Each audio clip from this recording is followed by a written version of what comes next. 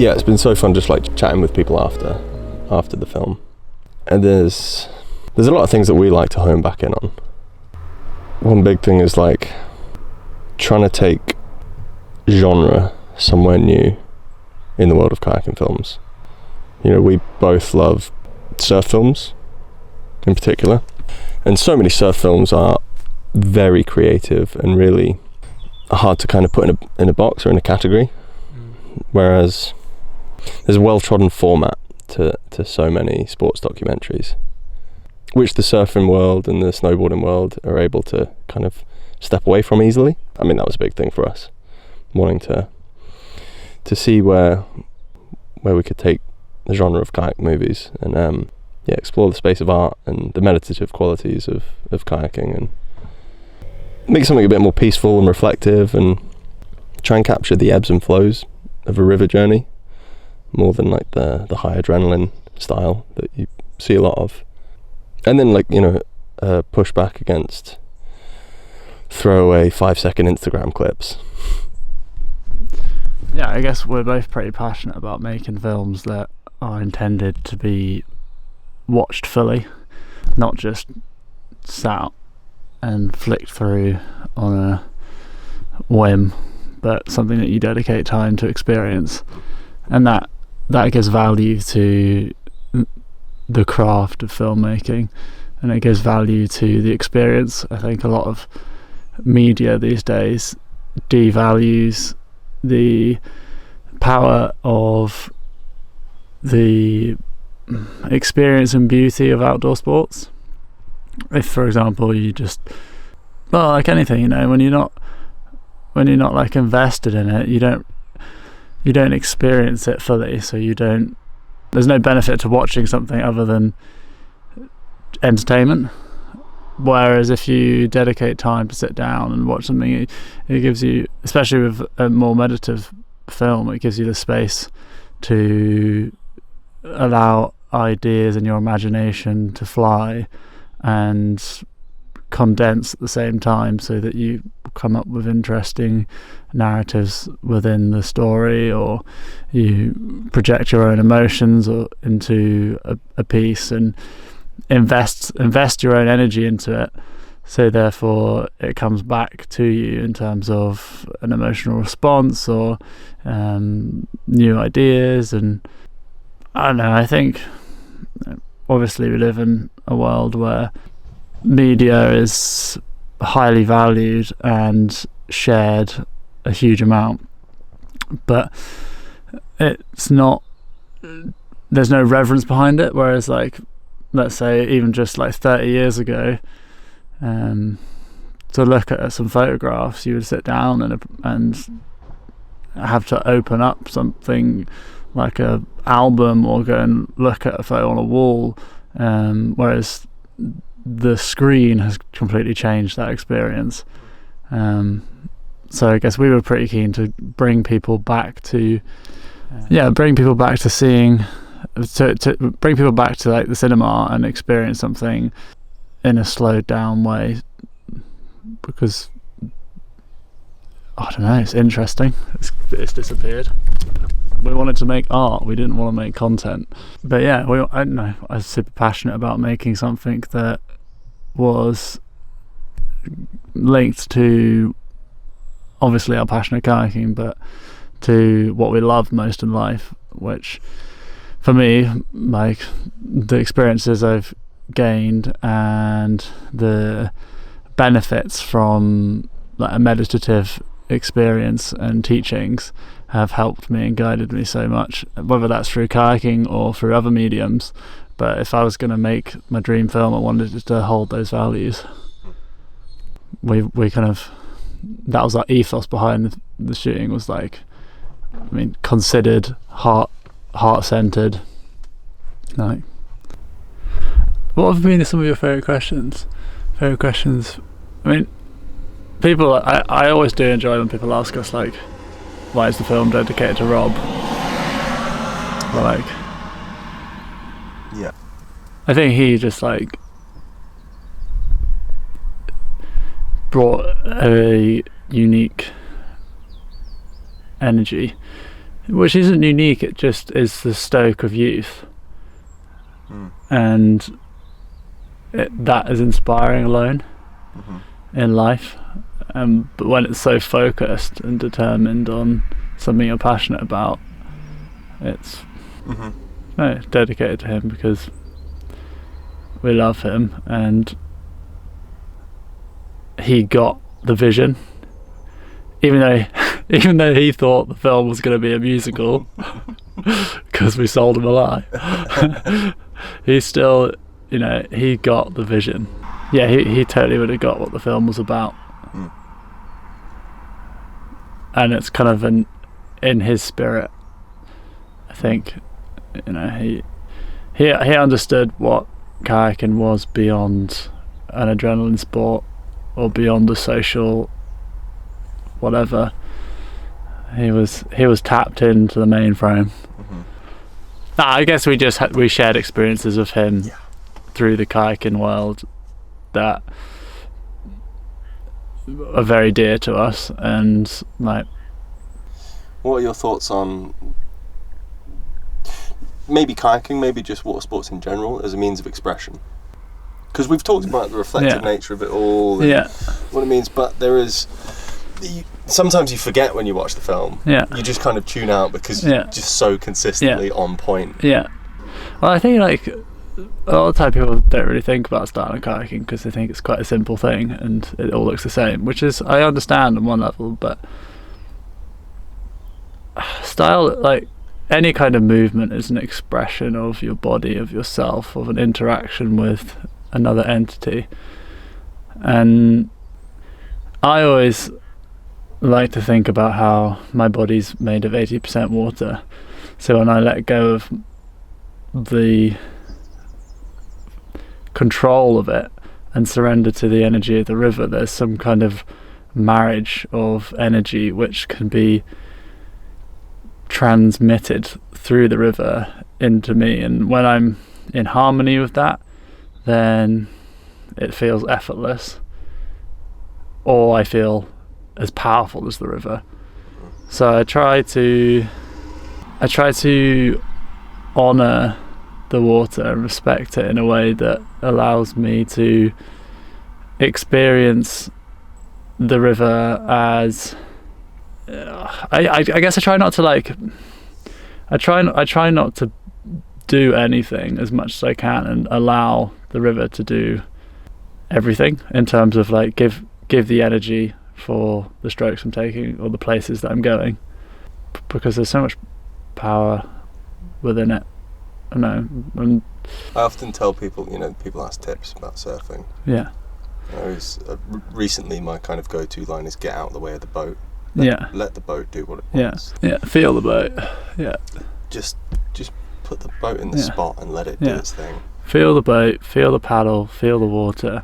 Feeling really is a huge part of it. It's not doing, and that's a massive lesson. I was really lucky to have an amazing mentor when I was younger, who was always telling me to, when we were surfing little river waves, he was just like, do less, because you always get on the wave and I get so excited and I want to do this, I want to do a turn, I want to try whatever, but actually doing less, feeling more, enabled me to understand how the boat was reacting to the water underneath me, how my body was affecting the control of the boat, how my paddle affected the way that my body and boat would turn together in combination with the water. And slowing down and feeling enabled me to have a subtlety with the craft that when you're in challenging white water, you can still find that source of subtlety. And if you lose that and you start using your own brute force and strength to achieve an objective, I don't find that as pleasant an experience. I mean, there's effort involved, but when you achieve something with as little effort as possible, because you're utilizing the forces around you, that, I don't know, that's kind of something I love the feeling of, and try and just stay in that zone. In the end, in the marketing guff, we ended up, saying it's a love letter to water. Yeah. But the original subtitle for the film was A Meditation on Water. Yeah. Which I still tell people. Yeah. I say it's a love letter and a meditation on water. Mm. I say it's both things. Because what we learned as well is about priming the audience, right? Mm. We needed to tell people that they need to expect something artsy, they need to expect something that's contemplative, because that's what the nature of the film is. We're not telling you what to think. We're not here to entertain you per se. This is a film that creates a space for you to experience something different. Mm. Why make a film that's meditative? Yeah. Because the world is spinning too fast. People are crazy. We're going insane. There's a pandemic of anxiety. We need to learn how to remember what our ancestors have known for thousands of years. In such a short period of time, the last few generations, we've become so focused on what we think is progress, but the reality is there is so much to learn from just being still. So making a film that is very slow paced and nothing happens is challenging. We get asked about how do you deal with being in a extreme environment. Where does your mind go? Well, your mind races. You have anxiety about the rapids that you're running or the place that you're in, or you worry for your friend that's running a rapid. So yeah, we get asked about like these extreme environments we go into, and my experience of life and kayaking has been coloured hugely by my experience of meditation, of awareness of the moment, which extreme sports give you an opportunity to have an acute awareness of a moment passing in time, which is one of the things we love about it. So from the tranquility of flat water to the extreme intensity of white water, there's a whole spectrum of emotions to be experienced.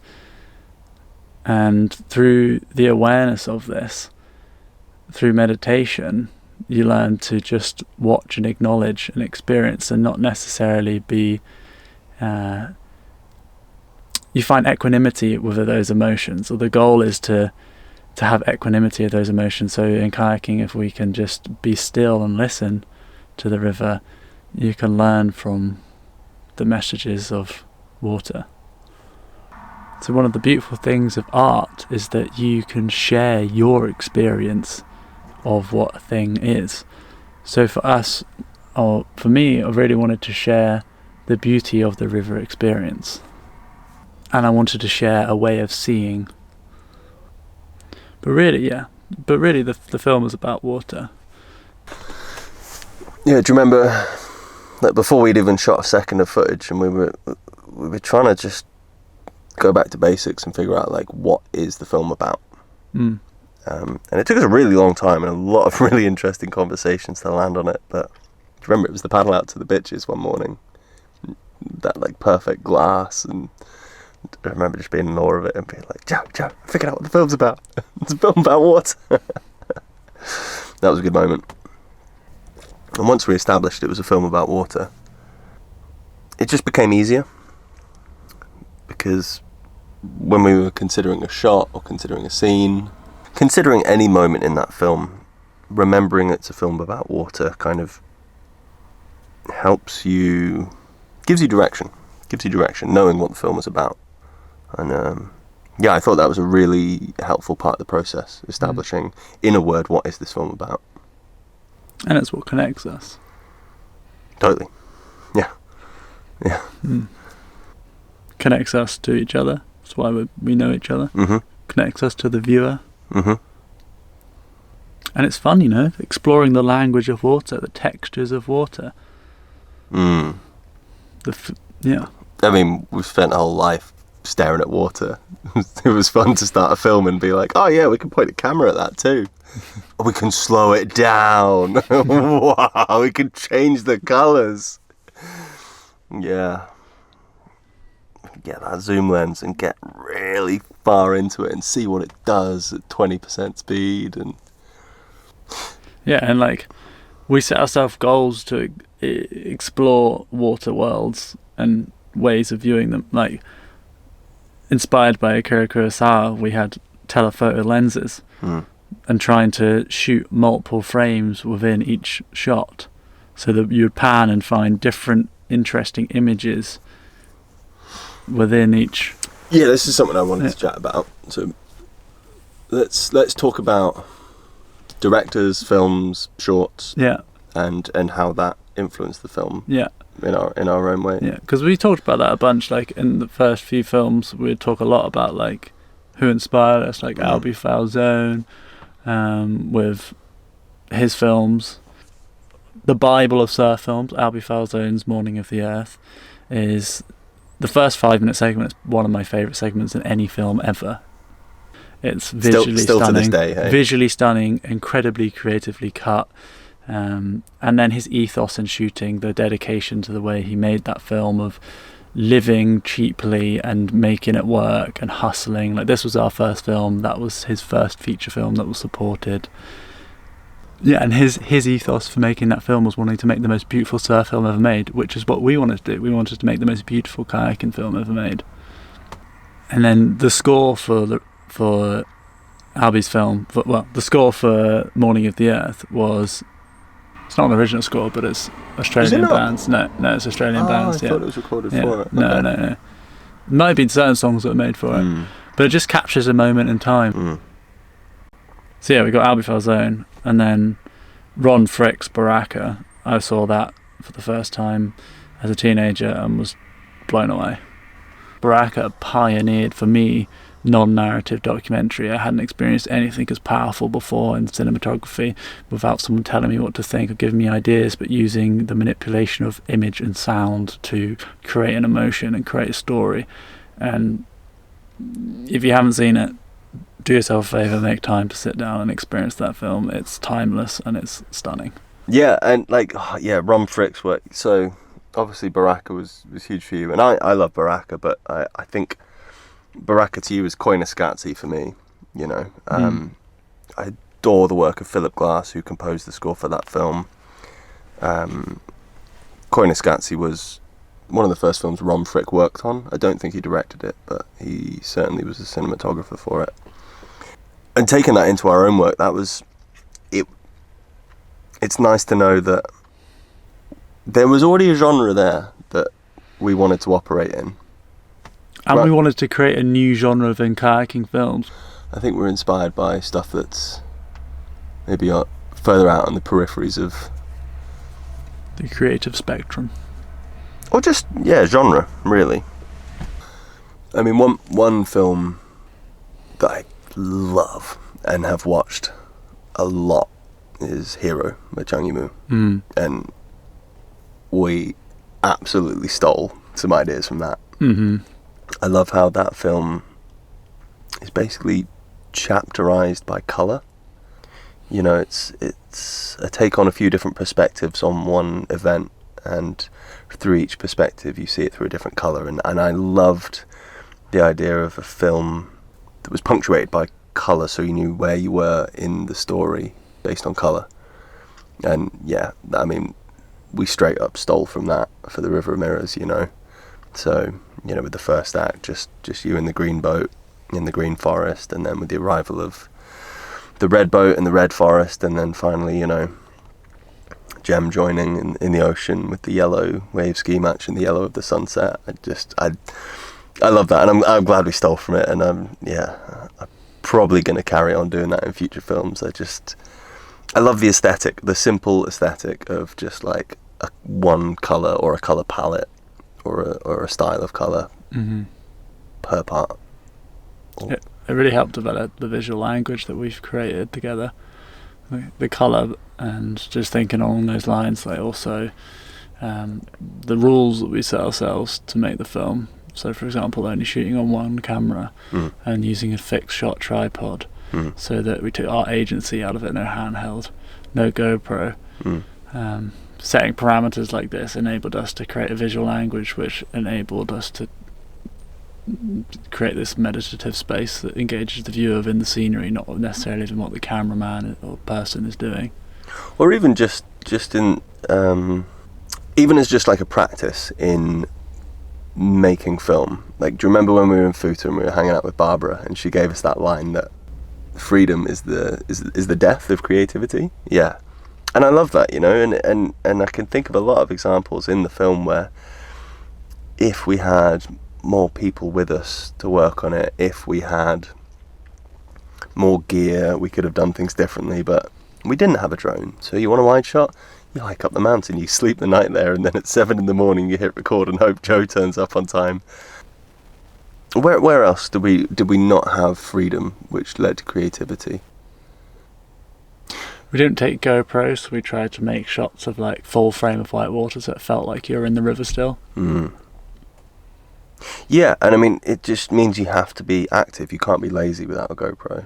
You know, I think we spent a lot of time walking around the rivers and finding shots and framing things, and then going back and reviewing it and seeing what would work, what wouldn't work, and then going back again to shoot in different light or a different level. And that was really fun for me because, you know, most of the film work I do is very much on a budget or on a time constraint, you know, and it's always run and gun. I'm so used to handheld, and yeah, I'm so used to that like run and gun style of filming, and you know, like working at Veco or making, you know, event videos for Palm. You know, it's quick and dirty, get it out. And it was so refreshing for me to try a new style, you know, hanging out with you who's been to art school, and rather than just be like, yeah, this canyon's epic, quick go, the light's good, be like, right, we'll set the camera up and we'll film 20 different test shots in 20 different angles, and then we'll go back to the car and we'll get it on the computer and we'll really see what it looks like on a bigger screen, and then tomorrow morning when the light's good, we'll get that shot. I that was new to me, and that was a really fun process and something I'd like to do more of, I think. There's a huge amount of critiquing that went into the production stage of reviewing footage and conversations between us about the aesthetic we wanted to create and why, and consideration, which is... And I guess, you know, a viewer might assume that you're in the kayak, I'm behind the camera, that's the relationship. But, you know, 90% of the shots were very democratic and pre-discussed. You know, there's a handful of shots I consider mine, but most of them I would say were ours, and were thought through, and all the good ones were certainly the ones that we just decided together, I think. Maybe there's that one panning shot, which, yeah, I'd say the panning shot on Gos for Selva, I might claim that as my own. Yeah. I remember setting you the challenge of shooting multiple frames within each video so that you would create a story within each shot. Kurosawa style. And then you just took that and rolled with it. And there was one rapid where I was like, right, we need to film this drop. And I was like, yeah, jump out, film the drop. It's going to look great. You jump out, film the drop. I come round, paddle the drop, look upstream, and you're pointing the camera at a completely different part of the rapid, away from the main feature completely. And this just epitomises what we were going for. Yeah. I'm just like, what is Joe doing?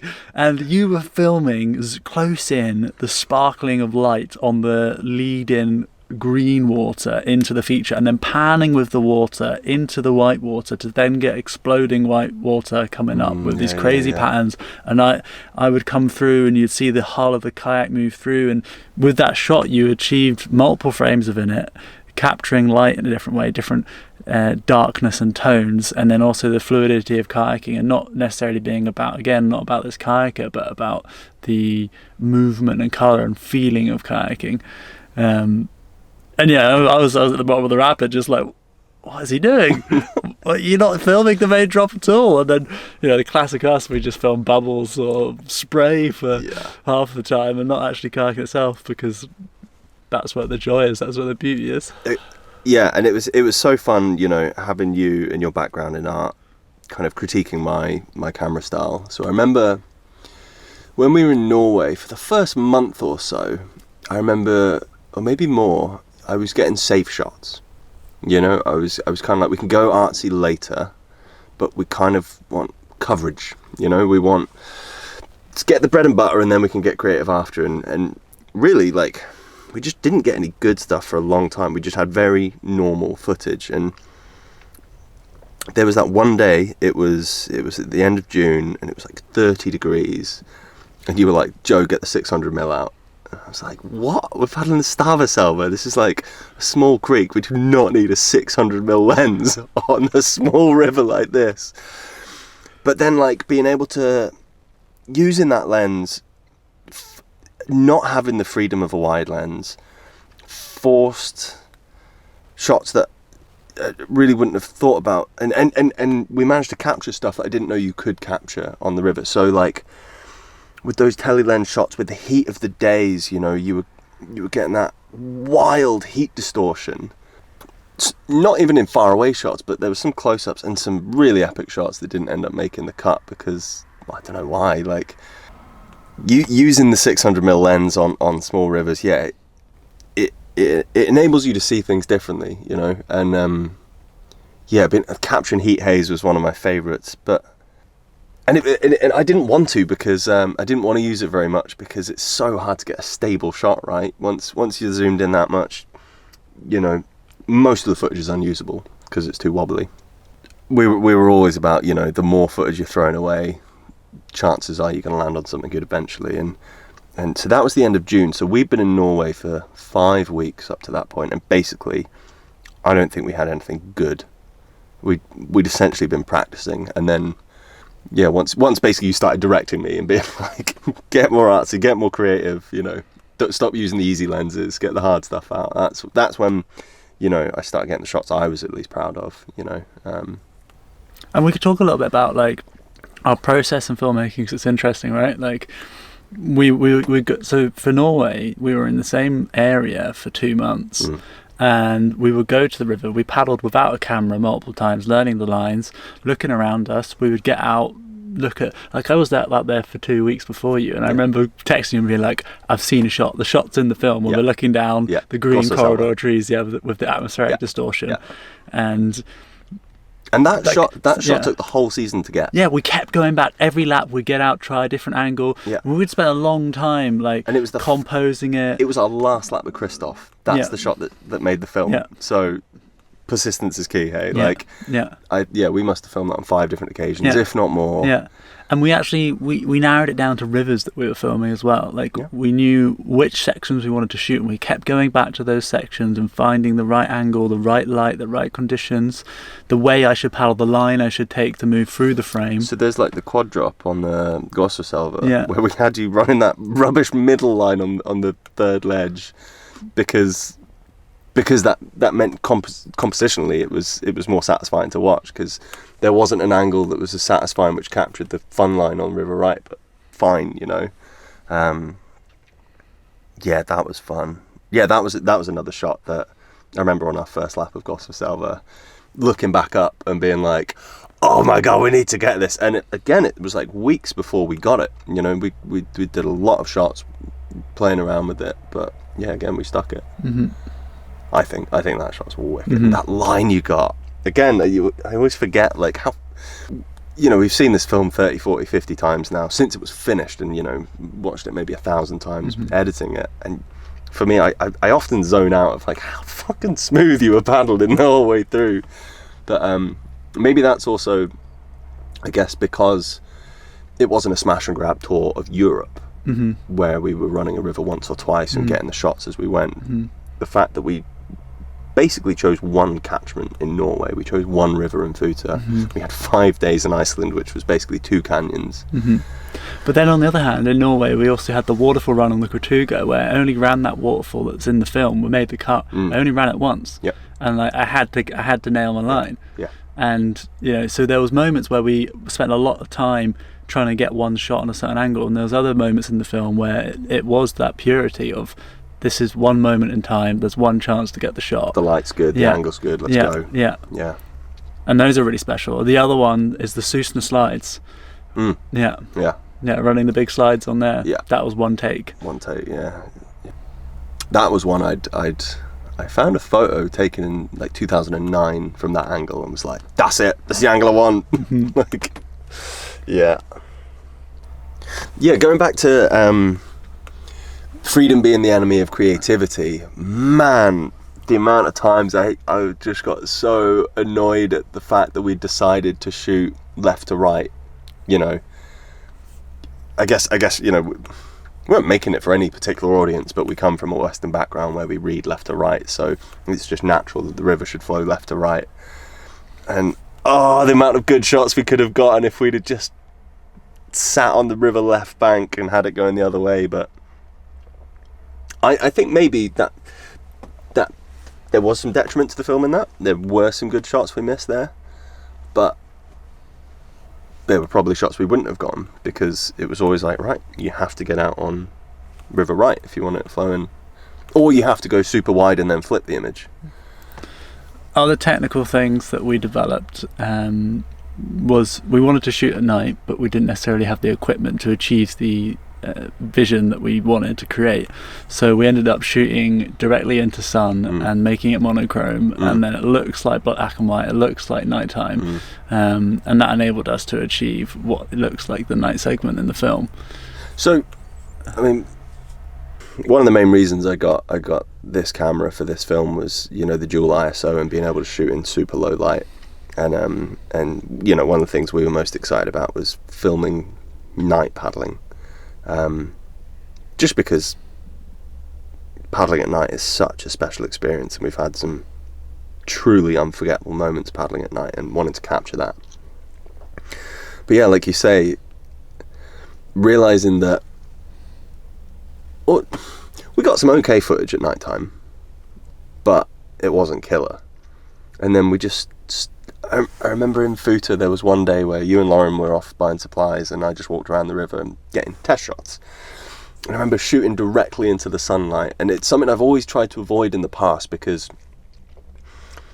you lose a lot of colour in that, and it just kind of turns black. To expose it correctly, you have to really up everything, so you lose the colour, and it's just blacks and whites. And I remember you got back, and I was like, guys, what do you reckon to this? Like, does it look all right? And I remember you just being like, oh my God, we have to do this all the time now. And then suddenly it went from, like, you know, a lifetime of avoiding shooting pointing into the sunlight to being like, where's the sun? Let's point straight at it. You know, traditionally you'd have the sun right behind you, and you'd have backlit shots, and we're like, no, we want frontlit shots. Oh, it's confusing.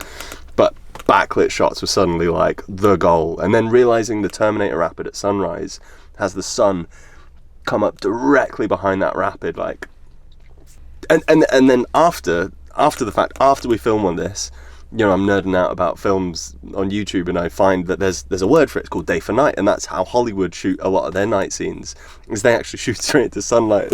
So we just stumbled across like a pretty well trodden technique, but I like that we found it organically. That was a really fun process, and I wish we'd known about it before, because we often avoided shooting in the middle of the day when the light is really harsh. For example, in Norway, we were like, we'll only shoot in the morning and the evening, so we get beautiful soft light. But the reality is, we could have got really interesting stuff in the middle of the day too.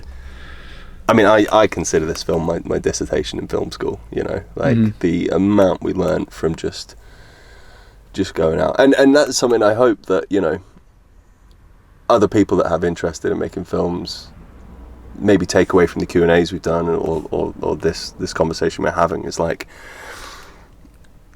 you can learn in school, but you can just learn from doing, and it's probably more fun just going out with a mate of yours and going and shooting a kayak film and learning that way. Yeah, passion projects. Like, we sunk in, I think it's fair to say, thousands of hours into this project. I think I've sat down and worked it out. I think it was 2,000 hours. Yeah, we put into it. Yeah.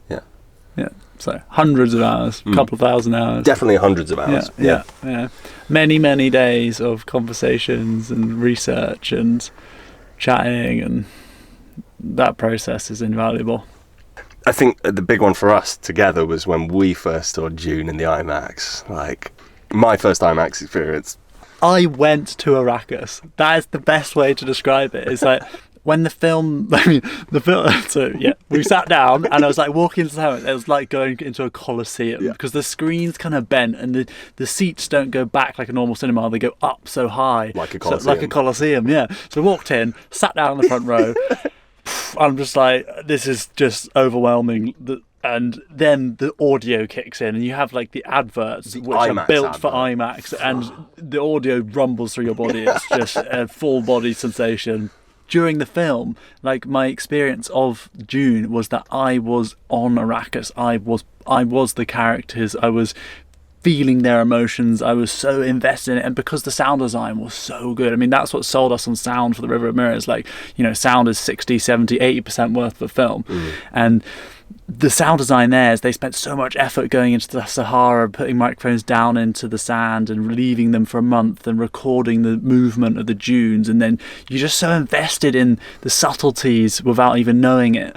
And yeah, that was just such a mind-blowing experience and so inspiring for us. Like, when we made The River of Mirrors, it was like, okay, the score is so important, so we put so much effort into when we did the first cut, we made a playlist to give to the band, and then also we put temp tracks on it, and we said who we were inspired by, gave them all this information, and then they took that and were able to understand our vision and what we were dreaming of, and came back with an amazing piece of art. And we had a conversation around how to manipulate it for the tempo and the emotions of each scene, and then also working with the sound design to create the bass, the rumble. So we wanted earthy sound, so we took like the earthquake sounds, and these deep rumbles, and layered them in subtly to try and world build.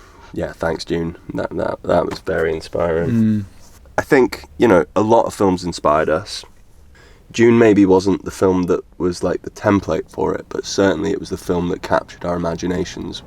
Easy to go and start shooting a film straight afterwards because you're just so inspired by this thing that just gave you such a profound experience. And it gave us a benchmark for what we wanted to create for our viewers, for our friends. As an experience. Yeah, we wanted to create an experience for the viewer that was just immersive, completely immersive and fresh.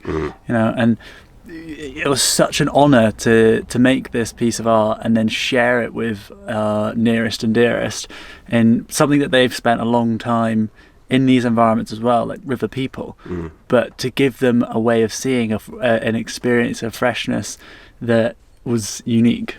Yeah. They say a good artist copies, a great artist steals. I love that line. Yeah.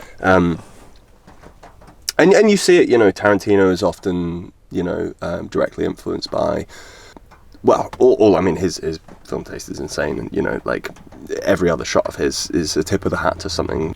We obviously were so influenced and inspired by a really large range of films. I mean, what are the ones that jump out to you that worked their way into the film?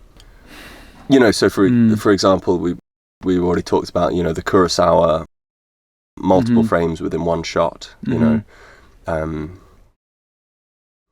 Wes Anderson's composition, like, just talking about him for a moment, like, he obviously, what's special about Wes Anderson is you can watch any of his films and it's Wes Anderson straight away, which is pretty cool. Yeah. And I guess we tried to do that in our own way by giving ourselves these boundaries and rules and techniques to shoot with, inspired by his kind of approach in a way. Huge respect for Studio Ghibli films. The world building that they create, the subtleties, the animation is just an art form in itself, and then the drawings is an art form, and then a whole new just appreciation for storytelling. Yeah. The impossible question, what's your favourite film? My go-to answer is Apocalypse Now.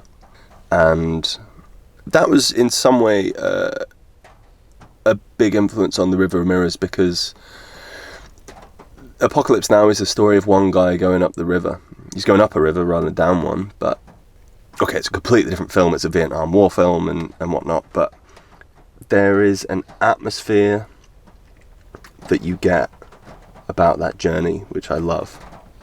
It's a film I can watch every year and appreciate, because of the atmosphere. There are some films you watch and once you've seen it twice or three times, you're like, right, that's it, I've seen it. Whereas something like Apocalypse Now, for some reason, I can rewatch it and appreciate it every time. Now I watch it to learn and to study and to see what Coppola was doing, And I'm so grateful that there's a making of documentary, which is probably the most literally inspiring documentaries, because you just see what he went through to make that, and you're like, there's always something going wrong. And Coppola on Apocalypse Now lent into that, you know. When there was a typhoon, he was like, well, there would have been typhoons in Vietnam, we'll film. They just carried on filming. And we and I made a point of bringing that into our filming style, and we shot in the rain. Okay, granted, none of the shots made the film, but it was a good exercise to do. And you know, we shot in bad light, and there are some shots in bad light that actually worked well when in post. Like, imagine in Peru if we didn't film when there was bad light. We hardly would have shot anything. Yeah. Why didn't we make a film about the places we visited and the people we met? Because there's a place for that. Yeah, definitely it's a place for it. Why wasn't that the film we wanted to make? 20-second pitch. You go to Foot LeFou and you chat with Ron and Marianne about the lives they've built there, you know, and juxtapose that with the lives they have in Norway. Yeah. Going to somewhere like Peru and capturing, you know, the surf scene there, and how, you know, that incredible country. In Iceland, you know, like the life of a raft guide, like, yeah, there's a cool film to be made there, but that's not, that wasn't even on our radar. I think I wanted to make something more universal that wasn't about an individual or people, but about elements, and light and water. Yeah, you know, it's a universal language that people don't. I don't know. I feel like the general population doesn't care about kayaking or whatever, and nor should they. But I want them to care about water. I want them to care about the home that we have on this planet, and I want to capture the beauty that inspires me to kayak. I'm not inspired by a plastic boat. I'm inspired riding dead dinosaurs. Yeah, right. I'm not inspired by riding dead dinosaurs, as cool as it sounds. Yeah. I'm inspired by the feelings and the places that I go, and the stories that I share and create with people. So we wanted to make something that captured the essence of what that is about. Yeah. Something a friend of mine said to me nearly 10 years ago. I showed him a kayaking film. He's not a kayaker. And he sat there the film ended and he was like, wow, that was amazing. And I was just like, what? Why did you like that? That was a kayaking film. And he was like, I wasn't watching the kayaking, I was watching the water. And that stuck with me to this day, you know. We like kayaking, but we're operating in water, and anyone can appreciate water. And that kind of comes back to why we chose to make a film about water and not about a kayaker. Because it's something universal, it's something everyone can just lose themselves in. The meditative qualities of water are real. And people can appreciate beauty, whatever form it's in. Sure, we could have made a film about leaves. Probably would have been quite a fun film to make. So, I've been really, you know, trying to figure out why it is you can listen to an album 100 times, and on the 101st listen, it'll still blow you away. And yet, most films, you watch them once, you watch them twice, and then you've seen them. And then you only really watch them again if you're with someone that hasn't seen it before, and then you can kind of see it through their eyes, and that can be enjoyable. But generally, you get to a saturation point with a film.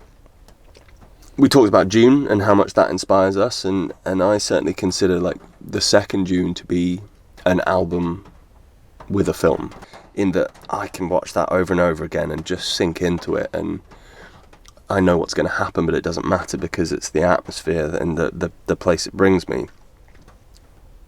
Now that wasn't necessarily a train of thought we were on when we were making the film, but on reflection, having seen our film so many times through touring with it, I still enjoy watching it, and it's probably because we got one of our favourite bands to literally make an album which accompanies the visuals. Not only that, we got to tell them what to do, so we got to get one of our favourite bands to do exactly what we like them to do. And we got them to make music for the thing we love most, water. Sure. Because we pretty much locked in the edit by the time we sent it to them. And then, they, I mean, we saw them the other day, they were saying they didn't even watch it with the temporary track that we put on it. we broke down the film into 12 chapters, and we gave them a few inspiration, like songs for reference, which they'd often come back and be like, you do realize that's a completely different genre to what we do. And it's like, yeah, like take the feeling, not the style. And I mean, I couldn't be more proud of Slowly Rolling Camera for that masterpiece. What were some of your highlights with working with them? I think, although we use synths and sound design, I think the organicness of musical instruments brings a subtlety to it, which is human. Yep. And also with the saxophone being one of the leading instruments accompanying the characters, I don't know if you agree with this, but my experience of the saxophone is it's a very vocal instrument, so we don't use the voice, but it's very expressive, and it also uses the breath, and it's not something that is necessarily explicitly portrayed in the film, breathing, but it is inherent within moving around water, is that you can't breathe underwater, and you navigating through this space of suffocation, and you have to be in control of your breathing. Control of your breathing, which the saxophone is doing. I guess as well, like Slowly Rolling Camera, it's kind of a blend of different genres, and they create a musical world which is. I consider that band the narrators of the story. Very much so. With a different score, that film would be completely different. Oh, for sure. Yeah. It's hard to put a finger on, really, isn't it? Do you remember the first cut of the score they sent us? It's like, what? You guys know how to play, right? No. We're just feeling it out. We're just jamming. Like, okay, all right. We'll trust the process. Like, they've made good music before. Round 2, oh my god. Yeah, it was literally like that, wasn't it? The first round was like their skeleton, and we were like, this is very strange. I hope this is not going to continue like this. And then they came back with like, okay, so now we've actually worked on it a bit. Yeah. And it was pretty close to what we hear in the end. Like, it was just like blew us apart. I think the only thing, that I've... We recording? Yeah. The only thing I've kind of keep going around in my head is like, they're on the first round of when they sent us the score, when the Red Forest section starts, they only had Dave playing piano. The final score is a masterpiece, and I wouldn't change a part of it. But I'm glad that I have the early cut somewhere on a hard drive where it's just you floating through the sunrise and the mist to just Dave playing the piano. That, if it weren't like, I remember seeing that and being like, we're going to make a good film. We can't go, like, we have decent footage, and if the score turns out anything like how it started off, oh my god. I guess as well, like, the music feels like emotionally intelligent in a way that modern music does differently. Do you think that's because it's there's something more timeless about non-electronic music? Yeah, I guess it's to do with that. It's just and it's like, I guess the personality of the instruments, of like a piano and the drums and the saxophone, and it's different than someone just telling you what to think by singing lyrics. Or I think it would be fun one day to make a film with a score, with a singer, and have that singer be the narrator. Yeah, that would be so fun. Totally. It's just the style of it, isn't it? It's like, it's that type of music. I just like listening to it, full stop. Yeah. Whether or not it's got. That's why I can just. Sit down. Dubstep's just kind of like been associated with outdoor films for so long, I guess. And before that was punk rock. Yeah. And they're all fun. Yeah. And there's a place for it all. Mm-hmm. I still remember the Whitewater Grand Prix video and hearing Sail for the first time by Al Nation, which is now a complete cliche, but first time, or the trailer for Frontier using I saw the band live, is it Flux Pavilion? No, just super classic dubstep. Man, I do remember those videos coming out and just being like, wow. Yeah, they get you. I think any music can work when done well. Yeah. Another lesson: if you don't ask, you don't get. You know, because I remember that coming around. You know, agreeing to make the film with Palm, setting aside a budget, and we're like, maybe we can pay Slowly Rolling Camera for use of a song. We had because I'd asked for a quote for Metronomic Underground by Stereolab, and it was $2,000, and then it was just like, drop Dave an email. It's like, so we've got $2,000 for music. Could you do something for that? And he was like, yeah, always wanted to score a film. And then, you know, made it work beneficially for both of us. We got the score, they got the rights, they can cash in on that. We so lucky to have that. And because interestingly, when at the very beginning, an original score wasn't an essential element to the film. Whereas now, couldn't do it any other way. Go back and watch that cut with the temp track. It's great, it's fun, I love it, but it doesn't feel as connected to the film as the score written for it, obviously. Alright, I always kind of wish we had more questions about like what we'd learned from the process in the Q&As. Very rarely got them, and as someone who's been transitioning to being a filmmaker for like the last 10 years and very much interested in carrying on that, you know, I love to reflect on the lessons from it. So and I've really enjoyed, you know, watching interviews with directors talking about what they've learned, you know, proper serious, the top directors in the world, and realizing that they're all universal lessons. You know, what we've learned from this film is the same as what Nolan learned from shooting Interstellar, you know, just on a slightly different scale. What do you reckon? What have you learned from this whole process, start to finish, from we should make a kayaking film to we just finished touring with Ramirez? I think something that really helped us was don't just film something, put it together and it's done.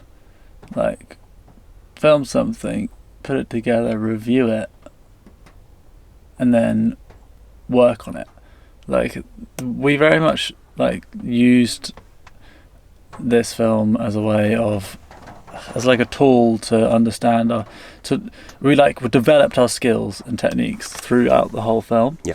In terms of like shooting style, in terms of camera knowledge, and like we didn't settle for anything but the best that we could achieve, or better through luck. Yeah. And then working on that and honing on that more. Neither of us have studied film. I mean, did you do some modules on film? Did one semester. But we have limited education in film. Yeah. But we've been shooting films, I mean, over 15 years for me, probably 10, 15 for you too. Films in the loosest term possible, you know, edits. Yeah. You know, like, just go out and do it. I mean, I learned so much from you. It's about like the technicality of using like different software to make the film. Like, I very much came from a background of painting, and I made films, but I understood visual art. I understood visual arts through the eyes of a painter, and you very much came to making the film through the eyes of a filmmaker.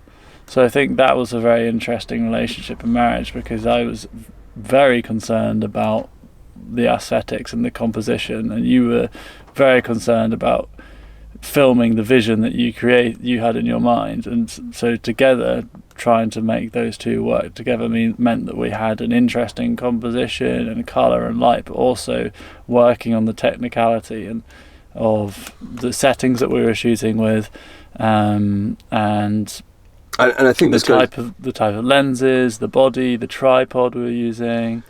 But I think this goes back to like experience is key over everything, you know, and between the two of us, we could just about cobble together the experience of a competent filmmaker. Yeah. I remember, you know, nerding out about some of my favourite directors. Yorgos Lanthimos worked in theatre for years before he started making films. Straight and knocked it out the park because he had that experience in directing people and understood how that worked. Or Duncan Jones, for example, the guy that made Moon, worked in advertising for 10 years before he made his first feature film. And he went straight from that to Moon, which is a masterpiece. And he made it on £2 million, which is nothing in the world of Hollywood. But he was able to do it cheap because he had learnt through advertising. My takeaway from that is like, any experience is good experience. You know, I might have been moaning about having to, you know, make all these product videos and shoot, you know, minute-long clips about the latest buoyancy aid that's come out. But the skills I learnt from that applied directly into the River of Mirrors. Or like Extreme Sport Veco, I learnt so much from that, you know, having to make 7 videos in 7 days. None of those videos are ever polished, but it means I can set up a camera in 3 seconds, because sometimes it's just happening and you get it or you don't. And editing, it means, you know, I can edit quick.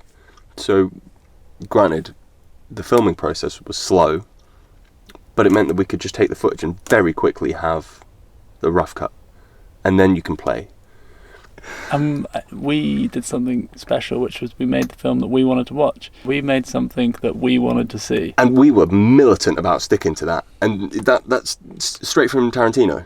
Mm-hmm. That's Tarantino's advice, that's Werner Herzog's advice. So many of the best directors, when asked advice on filmmaking, they say make the film you want to see. Mm-hmm. Clint Mansell, who did the score for Moon, put it best. He was like, if you're trying to be the next Hans Zimmer, there's 100 other people that are better at being Hans Zimmer than you, but if you try and be you, no one else can do that.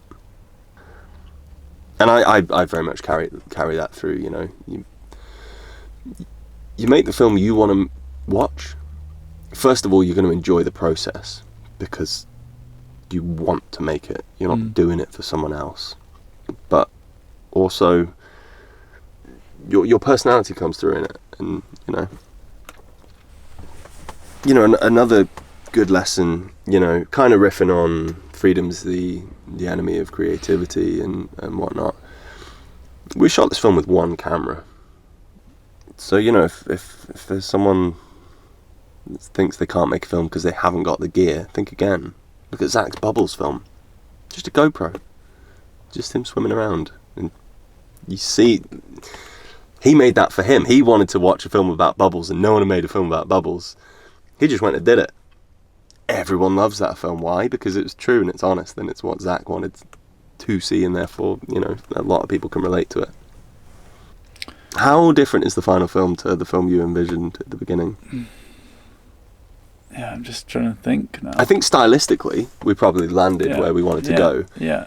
But obviously, it's you have to take opportunities when you're out filming. And I mean, we always say what we learn. I don't know who said it, but there's 3 films. There's the film you shoot, the film you write, the film you shoot, the film you edit. Yeah. So. Yeah, I mean, that was a big process, really, going through those stages of like writing the film, having all those ideas, and really fun process of like knocking our heads together and coming up with the dream storyline. So let's break it down. What are the 3 films? So the film we dreamt was a sci-fi kayak movie. It was set on a different planet, and you know, we go to all these different rivers with the same watercolor, and we're going to edit it together to make one journey, you know, down the best river you could ever imagine, meeting different people along the way, and then finishing at a point, the best Point Break you've ever seen. But in the dreaming process, we really were leaning on like the sci-fi elements, you know, the changing the colours in nature to be something out of this world, to be, you know, editing moons and skies that were different to what we find on planet Earth, which we definitely veered away from that side of things. Then there was the film was shot, which is, I think, when we learnt about our own filming styles, you know, going for extreme wides and extreme close-ups. I remember not wanting to use slow-mo until the end. Do you remember we didn't shoot any of Futu? All the Futu was shot. We didn't have any option to slow it down because it was shot 24 frames a second. Norway, for the first month, we didn't shoot anything in slow-mo. And then I think it was around the time when you were challenging me to get more creative. It was like, we'll bang it on slow-mo, see how it looks. Because I remember watching a snowboarding film years ago, and it was real time, and then they had a slow-mo section, and it hit hard, and I wanted to do the same. And that didn't end up happening. We ended up, you know, leaning into slow-mo in ebbs and flows. You know, we've kind of got like real time in the beginning, then it slows down, then it speeds up, and then it slows down again. That was something where we veered off script, which was fine. And then the film we edited, it was edited in grief, you know? Like, Rob died pretty much the day the edit began. You're right, like, when Rob died was essentially when we started editing the film together as one piece. And I suspect that's why there's, at least to me when I watch it, there's such a reflective element in it, because we were just soul-searching, you know? There's definitely a melancholic element to it, seriousness to it that comes through. Which wasn't really planned. Yeah.